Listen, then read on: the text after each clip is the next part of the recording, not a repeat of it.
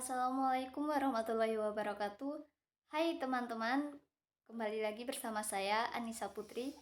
Pada video kali ini saya akan menyampaikan materi yaitu akuntansi pembiayaan dan akuntansi investasi. Ya, masih dalam materi akuntansi pemerintahan. Oke, langsung saja kita masuk materi yang pertama, itu akuntansi pembiayaan. Oke, sebelumnya perlu kita ketahui dulu pengertian dari pembiayaan. Jadi, pembiayaan itu adalah setiap penerimaan yang perlu dibayar kembali atau pengeluaran yang akan diterima kembali, baik pada tahun anggaran yang bersangkutan atau berjalan maupun tahun-tahun anggaran berikutnya. Nah, pembiayaan ini di dalam anggaran pemerintah terutama tujuannya adalah dimaksudkan untuk menutup defisit atau untuk memanfaatkan surplus anggaran. Selanjutnya kita lihat jenis-jenis pembiayaan. Ada dua jenis-jenis pembiayaan, yaitu penerimaan pembiayaan dan juga satunya adalah pengeluaran pembiayaan. Nah, kita bahas penerimaan pembiayaan terlebih dahulu. Jadi, penerimaan pembiayaan ini adalah penerimaan yang tujuannya untuk menutup defisit anggaran. Apapun yang diterima pemerintah yang bertujuan untuk menutup defisit anggaran.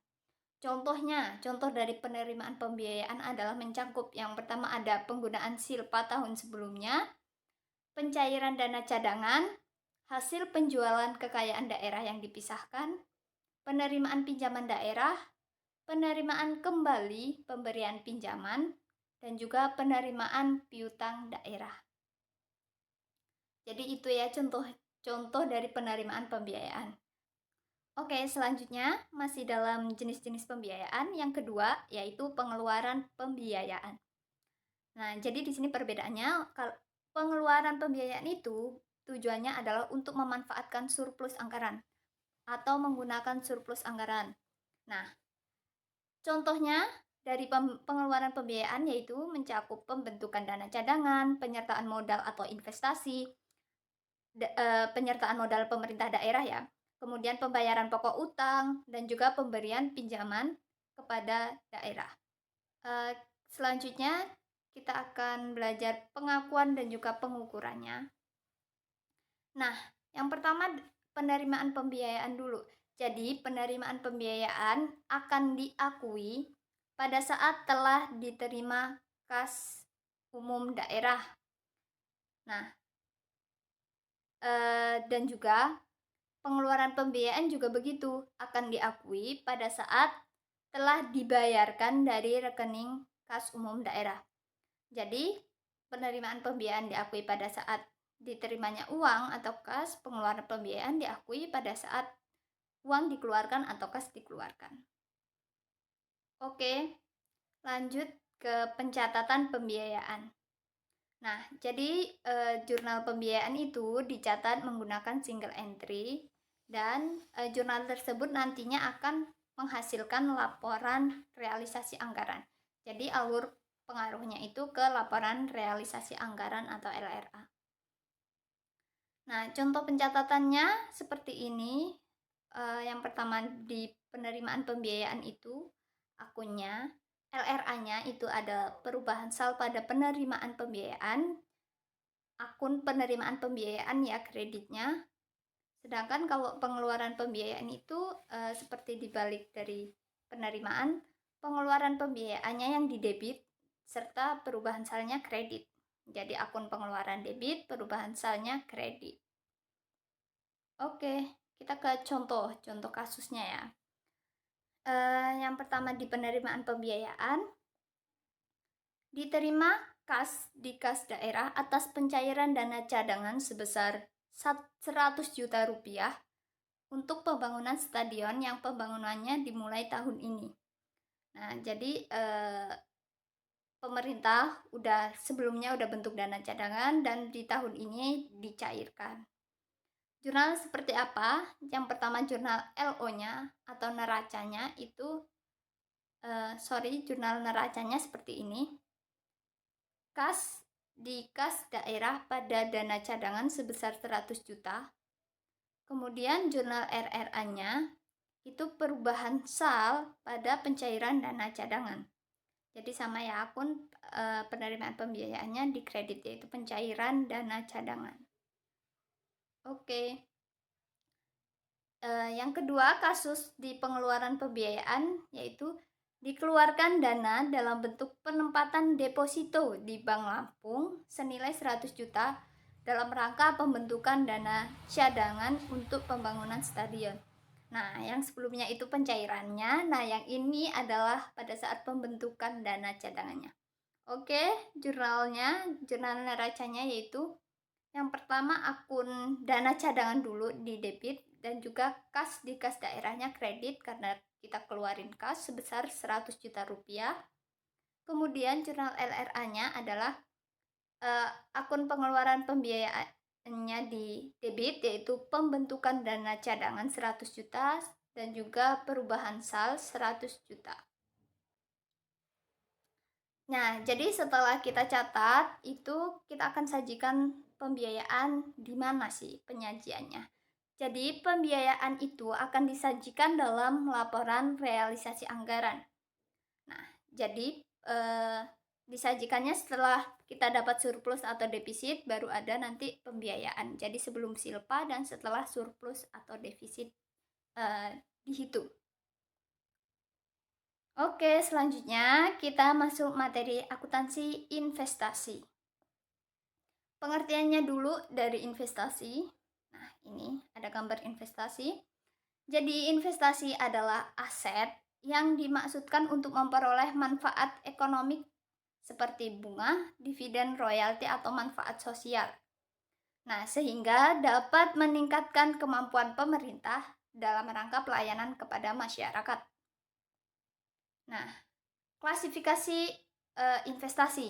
Nah, investasi itu bakal diklasifikasiin menjadi dua. Yang pertama ada investasi jangka pendek dan yang kedua ada investasi jangka panjang. Nah, untuk investasi jangka pendek itu kenapa diklasifikasikan jangka pendek? Karena diharapkan dapat segera dicairkan dan dimaksudkan untuk dimiliki selama setahun atau kurang, ditujukan dalam rangka manajemen kas. Jadi kita berinvestasinya tuh nggak lama ya, setahun atau kurang. Nah, investasi jangka pendek ini diinvestasikan dalam untuk yang beresiko rendah atau bebas dari perubahan atau pengurangan harga yang signifikan. Jadi resikonya rendah itu seperti investasi dalam saham dan juga investasi dalam obligasi. Nah, jadi klasifikasi yang kedua yaitu investasi jangka panjang itu seperti apa? Nah, investasi jangka panjang itu dimaksudkan untuk mendapatkan manfaat ekonomi dan sosial yang dimiliki lebih dari 12 bulan. Nah, jadi diinvestasikan lebih dari setahun atau lebih dari 12 bulan. Nah, ada dua nih di investasi jangka panjang sifat penanamannya. Yang pertama adalah permanen, dimiliki secara berkelanjutan. Contohnya adalah penyertaan modal pemerintah daerah. Itu kan dimaksudkan secara berkelanjutan. Kemudian yang kedua non permanen, dimiliki tidak berkelanjutan. Contohnya adalah pinjaman jangka panjang kepada entitas lain, dana bergulir, dan juga investasi dalam proyek pembangunan. Nah, di sini dia memang panjang tapi tidak berkelanjutan, kecuali kalau penyertaan modal tadi dia panjang serta berkelanjutan. Oke, pengakuan dan pengukuran investasi. Yang pertama, investasi jangka pendek dicatat sebesar nilai perolehan. Ya, jadi sebesar nilai perolehannya.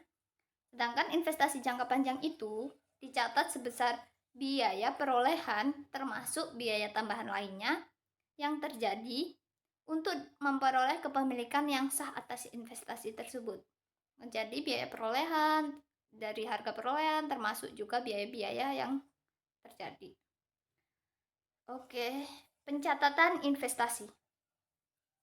Nah, pencatatan Investasi dilakukan di jurnal finansial dengan jurnal seperti ini, yaitu investasi terkait pada kas di kas daerah. Contohnya, ditempatkan dana pada PT Pasar Jaya dalam bentuk pembelian 500.000 lembar saham dengan nilai nominal 150 pada harga 200 perak per lembar. Nah, jadi 100 lembar dikali harga pasarnya yang 200.000 itu jadinya sepertinya 100 juta ya. Jadi jurnalnya seperti ini. Jurnal finansial neracanya. Nah, ini karena penyertaan modal ya dalam bentuk saham, jadi termasuk ke dalam investasi permanen, panjang, serta berkelanjutan. Jadi jurnalnya investasi permanen, yaitu di akun penyertaan modal pemerintah daerah 100 juta pada di kas daerah 100 juta, yaitu uang yang dikeluarkan di kas daerah, serta LRA-nya adalah penyertaan modal pemerintah daerah 100 juta pada perubahan SAL 100 juta. Nah, jadi seperti itu, ini termasuk investasi permanen. Oke, nah bagaimana setelah dicatat itu investasi disajikan? Jadi penyajian investasi ini yang pertama akan dilaporkan dalam neraca laporan posisi keuangan. Nah, di pemerintahan namanya neraca. Dan diungkapkan dalam catatan atas laporan keuangan atau CALK pemerintah daerah. Nah, di neraca seperti ini kelompok aset, yaitu investasi jangka panjang. Oke, materi kita sudah selesai. Kepada teman-teman yang sudah menonton, saya ucapkan terima kasih, dan apabila ada kesalahan, saya mohon maaf. Saya akhiri, wassalamualaikum warahmatullahi wabarakatuh.